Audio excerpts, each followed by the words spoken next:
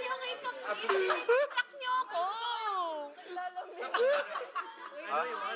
Wait lang, bro. Hindi, doon ka na. Finished one. Tayo BFF dito. Bakit gano'n? Hindi, totoo, ano nga? Lalambingan sa BFF. Ano, luya. Luya. Si Tito lang. Ginagawa kong candy or Whoever owns this. Yes, yes, thank you. Stylish kasi ito. Sana all baliw. Naglalambing sa desk. Confident pa yun, no? Naglalambing sa desk. Pa niya sinabi. And, oy, Ayoko na magugas na tayo.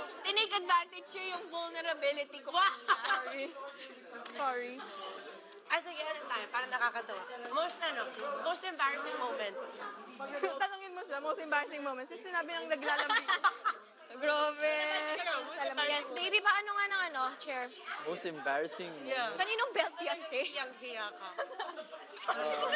Over and belt yan, food court. Totoo. No, but because me, my